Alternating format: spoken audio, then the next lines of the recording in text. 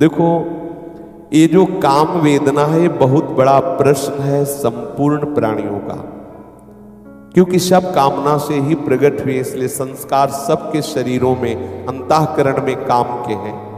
ये किसी एक का प्रश्न नहीं है, किसी एक की समस्या नहीं, सबके हृदय में है। जब हम मन में तदात्म हो करके सुख बुद्धि करके चिंतन करते हैं तभी हम फंस जाते हैं। सच्ची मानिए, बिल्कुल सुख नहीं है। आप अज्ञान के कारण, अविद्या से ग्रसित होने के कारण, जैसे शराबी आदमी नाली में गिरता है तो अपने को समझता है कोई ब्रह्मानंद में मगन है, उसको लगता है अमृत के कुंड में वो केली कर रहा है, नाली में पड़ा है। उसे बात करके देखो तो बादशाह वाली बात करेगा। बस ठीक ऐसे ही मोह मदिरा पान किए हुए हम आकर्षित हो रहे हैं। कहाँ सुख है? धैर्यपूर्वक विचार करके देख लो। थोड़ी देर भगवत स्मृति में युक्त होकर के विचार करो, काम में कौन सा सुख है? मलिन मन होने के कारण, अविद्या ग्रसित होने के कारण आप इन मांस पेशियों को सुख का केंद्र समझ रहे हैं। थोड़ा विचार करके देख लीजिए, कहां सुख है, कौन सा सुख है? आप विचार कीजिए। विचार रहित होने के कारण, पशुता होने के कारण आपके द्वारा ऐसी चेष्टाएं हो रही, कहीं सुख नहीं। आप भजन कीजिए, खुद आपका मन आपको बताएगा कहां सुख है। ये कोई ज्ञान विज्ञान की बात नहीं, वास्तविक बात है कि कहीं सुख नहीं है। ये तभी आपके समझ में आएगा जब भजन आप देखना। यही तो भजन का आनंद होता है।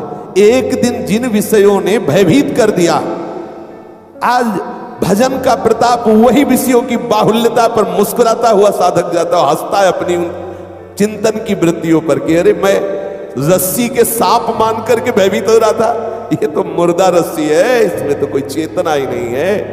ये तब समझ में आई जब नजदीक पहुंचे। दूर से ऐसा लग रहा था ये सांप फनकारे हुए फफकार रहा है, काट लेगा। बिल्कुल विश्वास मानिए, ये ज्यादा भयभीत होने की जरूरत नहीं, ज्यादा घबराने की जरूरत नहीं है। विचार मलिन होने के कारण शरीर राग उत्पन्न हो गया है और उससे आपको लगता है कि इसमें सुख है काम चेष्टा में, क्योंकि मूल काम ही है। ये क्रोधादि जो वृत्तियां सब इसी की उपज है, मूल काम है।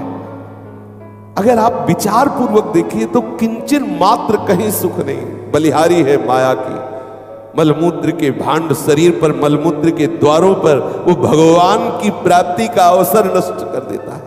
जो समय मिला है सच्चिदानंद की प्राप्ति का चिंतन कर और समझता मेरे बड़े भाग्य। अरे भाई, अगर वो भाग्य होता तो जिसका वो शरीर है जिस पर तुम आकर्षित हो रहे हो वो तो कृतकृत्य हो जाता ना।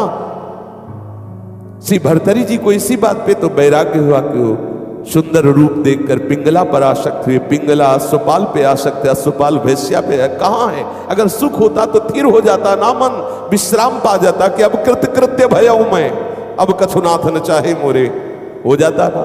नहीं हुआ ना, तो है ही नहीं ना, केवल भ्रम है। ए भ्रम से निकलो, भ्रम से निकलो। ये आपने ही माना है भ्रम, इसलिए आपको ही छोड़ना होगा। नाम जप करते रहो, सतमार्ग में चलो तो आप में ऐसी विवेकवती बुद्धि आ जाएगी कि असली में सुख नहीं है। ये आपको भ्रम से लग रहा है, जैसे भ्रम से हमें रस्सी में सांप लग रहा था, जैसे भ्रम से हमें सीपी में चांदी लग रहा था, जैसे भ्रम से एक शराबी मान लेता मैं बहुत सुखी हूं, कितनी गंदी जगह पड़ा होता है। देखा है, सबने देखा है। ये कैसी गंदी जगह जहां लघुशंका लोग कर रहे हैं, वही वो पड़ा है और अपने को समझ रहा है जैसे बादशाह के महल में पड़ा हो। तो वो मूर्ख तब तक नहीं समझेगा ना जब तक नशा नहीं उतरे। जब नशा उतरेगा तो उसे खुद समझ में आ जाएगा। अभी मोह मदिरा पान किए हुए हम उन्मत्त हैं, इसलिए मलमूत्र के भांडों पर आसक्त होकर के सच्चिदानंद प्रभु से विमुख हो रहे हैं। और हम चिल्ला रहे हैं अरे हमें काम सता रहे हैं, हमें काम बहुत परेशान किए हुए हैं। कहां है काम? कहां है काम? आप हमें बताओ कि ये काम है। अरे आपकी वासना है, आपकी वृत्ति है, आपकी स्वीकृति है। आप अपनी स्वीकृति को बदलिए, फिर बताइए है कहां काम? कौन है काम? यही श्याम ही काम है, श्याम ही, दूसरा नहीं है। प्रद्युम्न जी के रूप में अवतरित हुए नहीं, भगवान श्री कृष्ण के पुत्र कामावतार प्रद्युम्न, दूसरा नहीं, यही है। पकड़ो, ये श्याम सुंदर ही ठग रहा है। ये अगर नाम जापक संतों का संग मिल जाए, उनसे युक्तियां पता चले जाए तो ये कुछ नहीं है, ऐसा मत समझो। रुचि ही नहीं रहे, मतलब आश्चर्य की बात है, रुचि ही नहीं, सत्य वस्तु का बोध होने पर रुचि ही नहीं, ऐसा कैसे हो सकता है? नकली वस्तु, नकली अंगूर कभी खाओगे? टंगे बढ़िया हरे भरे ऐसे दिखाई दे रहे, आपसे कहा जाए खाओ तो बोले पागल, नकली, ठीक नकली है ये सब, असली सच्चिदानंद में प्रभु है। पर ये प्रवचन का विषय है, जब तक हृदय में भजन नहीं होगा, विवेक नहीं जागृत होगा, तब तक सब नाटक चलता रहेगा। ज्ञान वैराग्य का प्रवचन होगा, एकांत में काम चेष्टाएं होंगी। विश्वास कर लीजिए, इसे ज्ञान विज्ञान प्रवचन से नहीं रोका जा सकता, ये रुकेगा तो सिर्फ भजन से रुकेगा। जब अंदर ठसा ठस माल भरा है ना भगवदानंद का, जरूरत ही नहीं पड़ेगी, जरूरत ही, ये बार बार हम हृदय की बात कह रहे, शब्द नहीं हम कह पा रहे। आप बिल्कुल परेशान मत होइए, देखा इस हृदय को, देखा है, दोनों बातें देखी है। एक देखा है काम की विकलता और एक देखी भगवान की कृपा, दोनों को देखा है। आप विश्वास कर लीजिए, आप आगे बढ़िए नाम जप करते हुए। जिन विषयों से डरते हैं उन्हीं विषयों की बाहुल्यता पर कहीं मन की सुई ऐसे, जैसे ये घड़ी से सेल हटा दो, जो जहां सेकंड में, मिनट में, घंटे में वहीं सुई रहेगी, ऐसे ही भगवत कृपा से होता है। जहां ये अविद्या सेल हटा, मन वहीं अचल हो गया भगवान के चरणारविंद पर। अब वो विश्व ब्रह्मांड के सारे सुख उसके सामने हो, फिर भी मन चलायमान नहीं हो, बलिहारी है। अगर प्रभु की शरणागति और प्रभु के भजन में बल ना होता तो निश्चित समझो, हम हृदय से कहते हैं, हम सभा में कह देते कि सब नाटक है, कुछ नहीं होता, पूरा जीवन हो गया जलते हुए। बिल्कुल सच्ची मानिए, बहुत कृपालु भगवान नाम है, बहुत कृपालु प्रभु के चरणारविंद है। इनके आश्रय से कर तुम अकर तुम अन्यथा कर तुम, सर्व सामर्थ्यशाली प्रभु। अरे जिसके हृदय में नाम चल रहा है, चरणों का चिंतन चल रहा है, प्रभु जिसके आश्रय दाता है, उसको कोई परास्त कर सके, सीम की चाप सके को तासु, बड़ रखवार रवापति जासु। महत्व खत्म हो गया, खत्म सब। श्री सुखदेव जी को ब्रह्मबोध हो गया है, इस बात की परीक्षा के लिए जनक जी ने महल में रखा। 16 वर्ष की अवस्था की आयु रहती थी शरीर की, और दिगंबर नंग धड़ंग 9 युवतियां 7 दिन 7 रात्रि आलिंगन चुम्बन, हंसना खेलना खवाना पिलाना विनोद करना।